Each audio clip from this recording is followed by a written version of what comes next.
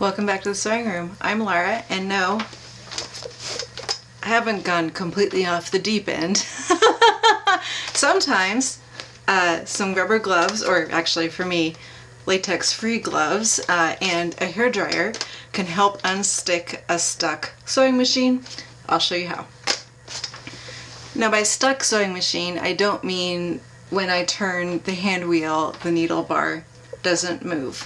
That is a serious problem, and sometimes that's thread stuck somewhere or some other issue. And it can also be sometimes addressed with a hairdryer or just a hot day. But today specifically I'm talking about some machines, when you go to wind your bobbin, require you to basically unhook the drive of the machine from the part of the machine that runs the actual needle, so that the bobbin can then wind without the needle bar running the whole time. Now, is this necessarily a serious problem on a sewing machine? I'm going to tell you, I don't actually think, if your machine runs fine every other way, but this particular thing is just kind of stuck, I don't think it's necessarily a big deal. In fact, my first sewing machine, my 328K, ran that way for years, and before I finally got it unstuck.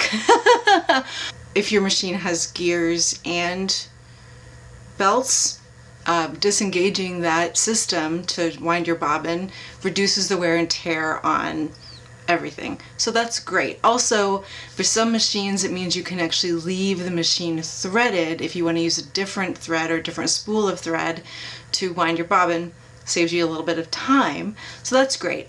But ultimately, I don't consider this a fatal flaw, but it can be really annoying. This machine behind me is a little bit stuck right now, so I'm going to try my very first aid. As I mentioned, dishwashing gloves. Now you want them to be dry and, reasonably clean. Do I keep a dedicated pair of gloves just for use in the sewing room to unstick sewing machines? No. I literally picked these up from the kitchen sink, dried them off, and here we are. So I'll show you how that works. Backtracking a little bit here. Not every sewing machine actually needs you to do this. And the safest way to know what your machine expects you to be able to do is to look at the manual. And in this machine, it's on page 10, it will be part of your instructions for winding your bobbin. A lot of machines, all you have to do to wind your bobbin is click that guy into place and you're good to go. But a lot of machines, especially older machines like this one, there's a second step where, according to this machine, they say free the needle bar by holding hand wheel and turning the stop motion knob toward you 1/4 turn. That 1/4 turn is pretty common. Some of the vocabulary is different depending on who you ask. Some people call this the clutch release on the sewing machine. Sometimes it's just called the release, sometimes it's just called the clutch. But just so you know, it all has to do with the hand wheel. I'll turn this machine to the side so you can see better what I'm talking about. Alright, these are the areas of the machine I'm talking about. The hand wheel is the outer side, and the clutch release is this inner wheel like this. And some machines even have this will look more like one unit, and you grasp the whole thing and just pull it out, and you'll hear it click in order to, release this clutch. But again, a lot of older models, I would say pre-1980, use this particular configuration, including like Singer 301s. Now in this particular one, it's pretty stuck. Now, in a sewing machine in general, if you have to do something really hard, that I swear I could not do it the other day. Anyway, that worked. You heard it slip, you heard it come loose, and now if I run the machine, then this will turn, but the needle bar won't move, which is what we want when we're winding a bobbin. Now, when I'm done winding my bobbin, I'm going to click this until it clicks, and then I'm going to grasp that again and turn this to the right until I feel it stop, and now the machine is ready to sew. Alright, let's just pretend I didn't just unstick it. Man, I seriously tried so many times. And I was like, this is great, I can use this for my stuck video. Just having a little better grip. Again, gripping the outside, just holding it still, holding the inside and turning it to the left until it stops turning. Voila, all good to go. If your gloves don't do the trick, Another option is a hairdryer. Now don't go crazy.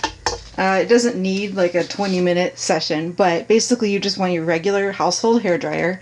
Probably put it on the hot setting if your machine has settings, and then either high or low for blowing. And you're just gently warming up this whole area. I'm not going to turn this on because it's just bonkers loud, but basically your goal is to warm this area up and then stop. And then I would try it with the gloves again. And the reason we're warming it up is we want the metal to expand a little bit, but mostly we want any stuck grease or oil in this area to hopefully come unstuck. The more enterprising among you may notice there is a screw here, and in theory you can disassemble this. Now I know I talk a lot on this channel about being very DIY, about maintaining your machine, and I do mean that. I mean that with my whole heart. I think people should be able to keep their machines in good running order. But this is one area where disassembling it and cleaning it and making sure it's put back together the right way does take a little bit more expertise than I feel comfortable trying to share on a YouTube channel. So in this case, if it's really stuck and it's really bothering you, then you kind of have two routes. I would say if you want to go DIY, make sure you get your hands on an actual manual for fixing this machine. Those are called service manuals.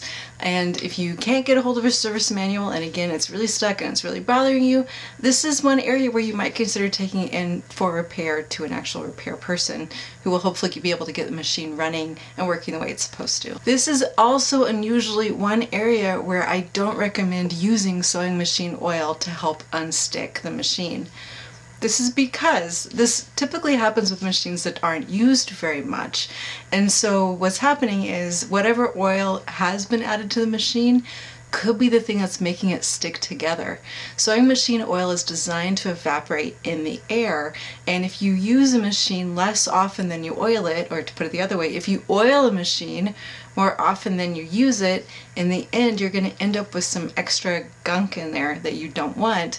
And then the only way to really fix the problem is to take whatever's sticking apart and clean it, re-oil it, and hopefully use the machine more so that this doesn't happen again.